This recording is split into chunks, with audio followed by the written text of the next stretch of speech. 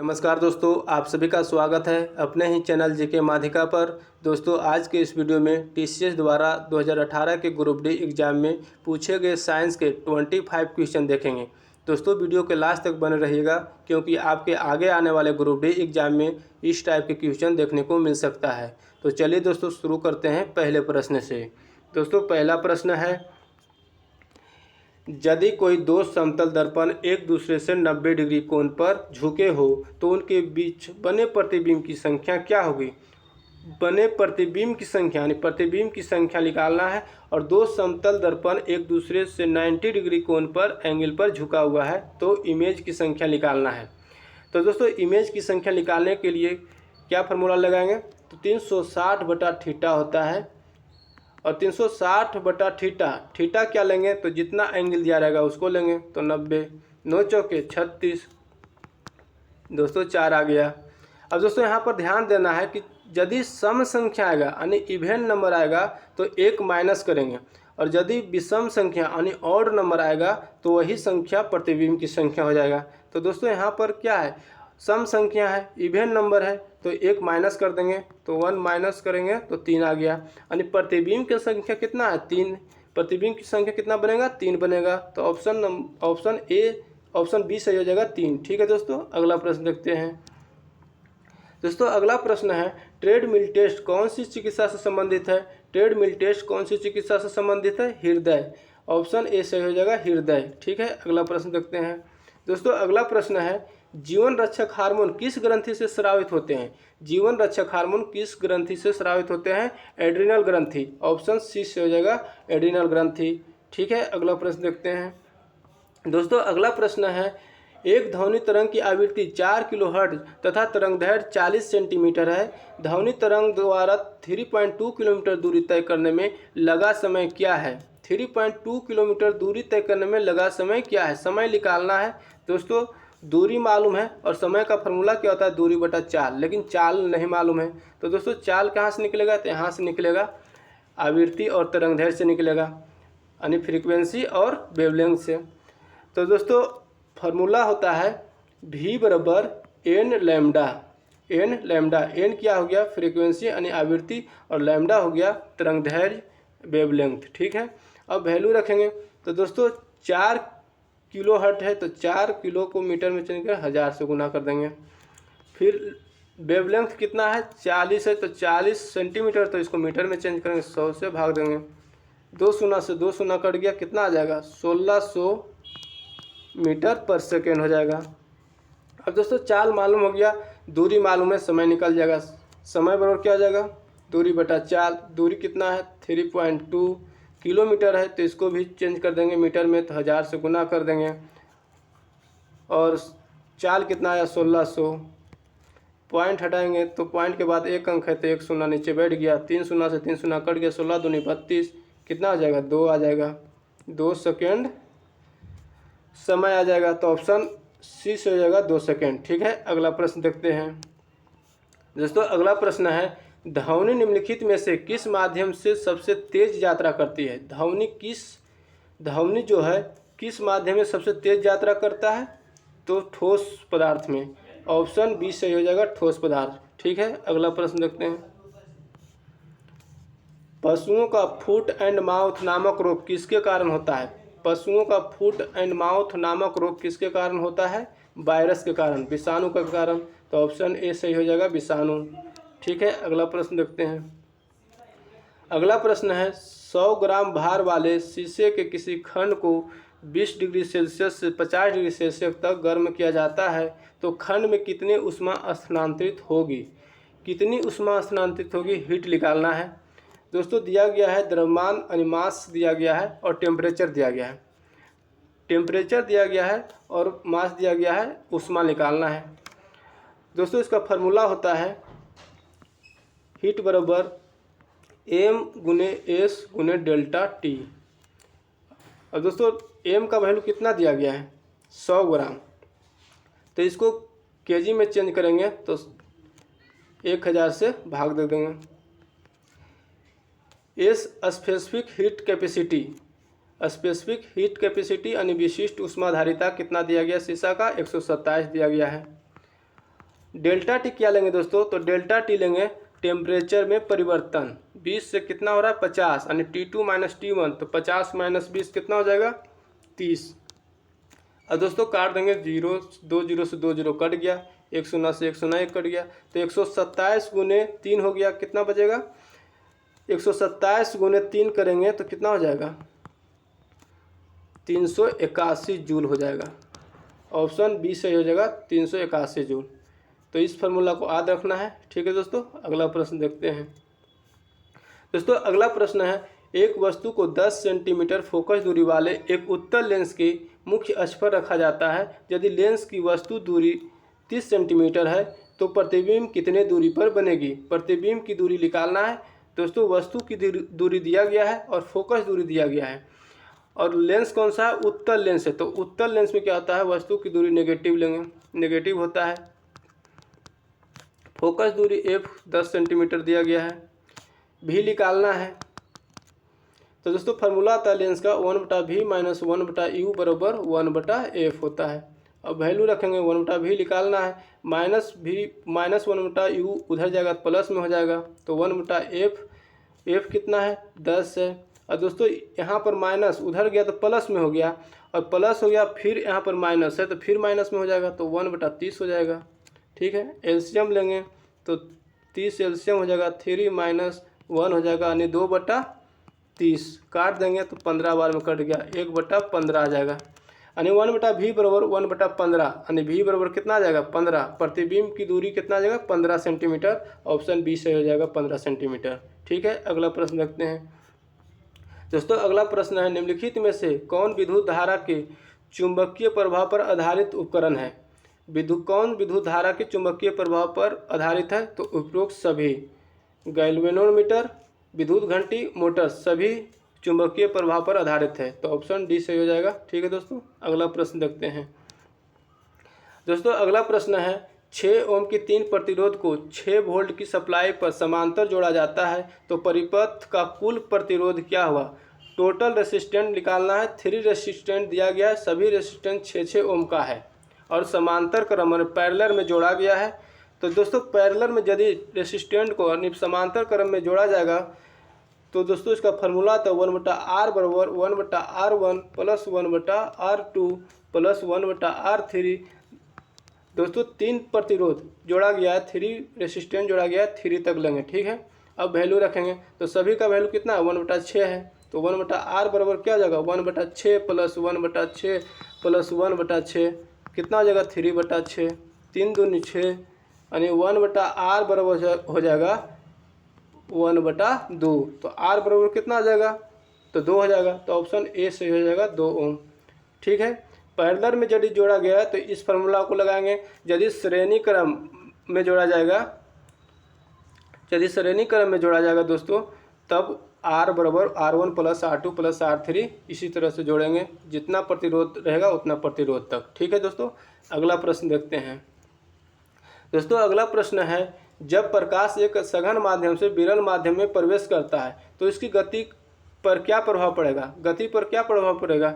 यदि प्रकाश सघन माध्यम से विरल माध्यम में जाएगा तो गति पर क्या प्रभाव पड़ेगा, बढ़ेगा, और यदि विरल माध्यम से सघन माध्यम में जाएगा तब गति का प्रभाव क्या होगा, घटेगा, गति घटेगा। तो यहाँ पर सघन माध्यम से विरल माध्यम जा रहा है तो गति का प्रभाव क्या होगा, बढ़ेगा, बढ़ता है। ऑप्शन बी से हो जाएगा, गति का प्रभाव बढ़ती है। ठीक है, अगला प्रश्न देखते हैं।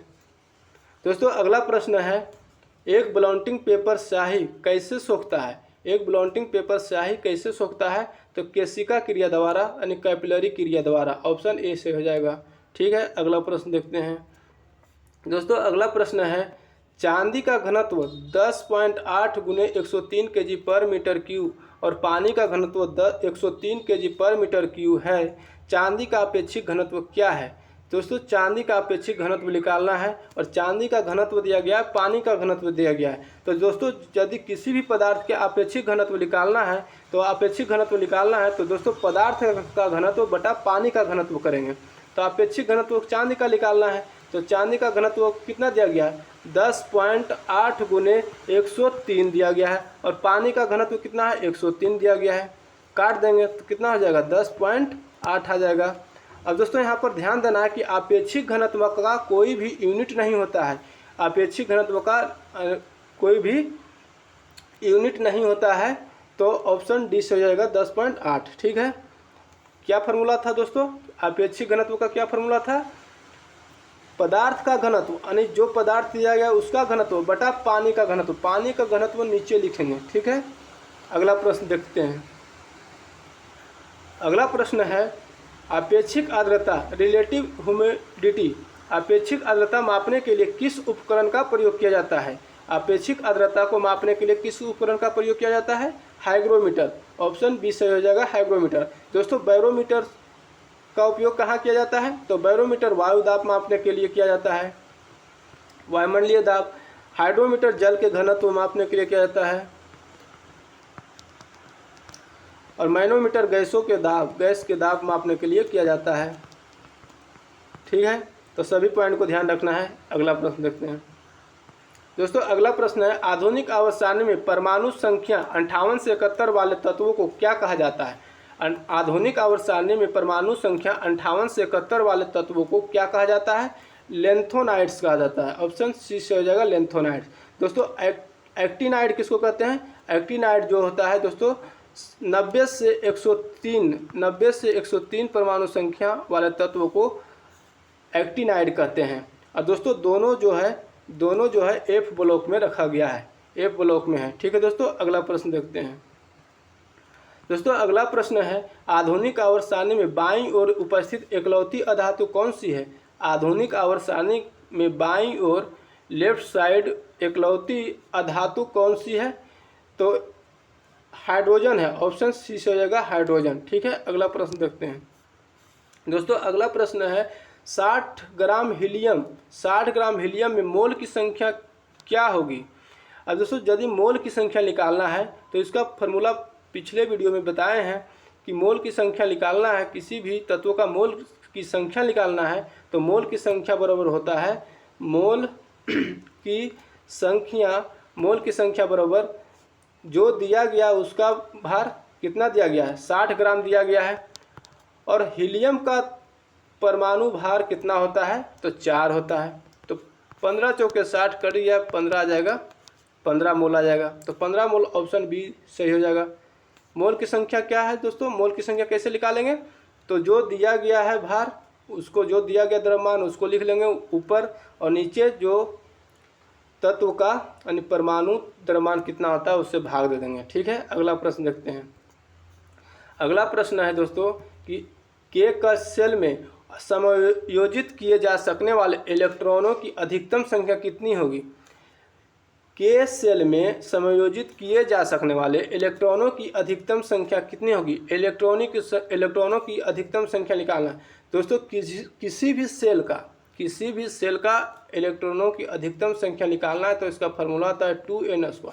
इसी फार्मूला पर निकालेंगे किसी भी सेल का। अब दोस्तों के सेल का निकालना है तो के सेल कौन सा नंबर पर आता है? तो के, एल, एम, एन इस तरह से होता है। के पहला में आ गया, एल दूसरा, एन तीसरा और एन चौथा। यानी सेल को दर्शाया गया अंग्रेजी अक्षर से, के से, एल से, एम से, एन से, इसी तरह से आगे भी दर्शाया गया। तो के पहला सेल में आ जाएगा, एल दूसरा सेल में आ जाएगा, एम तीसरा, एन चौथा। दोस्तों इसी तरह से आगे बढ़ेगा। तो के का निकालना है तो के का कौन सा नंबर है? 1 नंबर है। तो एन का वैल्यू कितना आ जाएगा? एन का वैल्यू कितना हो जाएगा? 1 हो जाएगा। तो एन का वैल्यू यहाँ रख देंगे तो 2, 1 का स्क्वायर 1 हो गया तो 2 हो जाएगा। यानी अधिकतम संख्या, इलेक्ट्रॉनों की अधिकतम संख्या 2 हो जाएगा। ऑप्शन सी से हो जाएगा। ठीक है, अगला प्रश्न देखते हैं दोस्तों। अगला प्रश्न है यदि एक तत्व के परमाणु के नाभिक में 11 प्रोटॉन 12 न्यूट्रॉन होते हैं, तत्व के द्रव्यमान संख्या क्या है? परमाणु के नाभिक में 11 प्रोटॉन है और 12 न्यूट्रॉन है। तत्व के द्रव्यमान संख्या निकालना, एटॉमिक मास निकालना है। ठीक है, तो एटॉमिक मास 1 से डिनोट करते हैं। ए बराबर पी प्लस एन होता है, प्रोटॉन की संख्या प्लस न्यूट्रॉन की संख्या। प्रोटॉन कितना दिया गया? 11 दिया है, न्यूट्रॉन 12 है, जोड़ देंगे तो कितना आ जाएगा? 23 आ जाएगा। ऑप्शन ए दिया गया 23। ठीक है, अगला प्रश्न देखते हैं। समान रूप से एक उदासीकरण अभिक्रिया को किस रूप में लिखा जाता है? समान रूप से एक उदासीनीकरण अभिक्रिया को किस रूप में लिखा जाता है? तो ऑप्शन बी सही हो जाएगा, क्षार प्लस अम्ल बराबर लवण प्लस जल। ठीक है, अगला प्रश्न देखते हैं दोस्तों। अगला प्रश्न है, सोना निम्न में से किसमें घुलनशील है? सोना निम्न में से किसमें घुलनशील है? तो एक्वारेजिया, ऑप्शन डी से हो जाएगा एक्वारेजिया। ठीक है दोस्तों, अगला प्रश्न देखते हैं दोस्तों। अगला प्रश्न है, गैल्वेनीकरण एक प्रक्रिया है जिसमें लोहे की वस्तु पर जंग लगने से बचाने के लिए किस धातु के परत चढ़ाई जाती है? किस धातु के परत चढ़ाई जाती है? गैल्वेनीकरण एक प्रक्रिया है जिसमें लोहे की वस्तु पर जंग लगने से बचाने के लिए किस धातु की परत चढ़ाई जाती है? तो जिंक यानी जस्ता। तो ऑप्शन ए से हो जाएगा जिंक। ठीक है, अगला प्रश्न देखते हैं दोस्तों। अगला प्रश्न है, स्टोरेज बैटरी में कौन से पदार्थ का उपयोग किया जाता है? स्टोरेज बैटरी में कौन सा पदार्थ का उपयोग किया जाता है? शीशा यानी पीबी, ऑप्शन सी सही हो जाएगा शीशा। ठीक है, अगला प्रश्न देखते हैं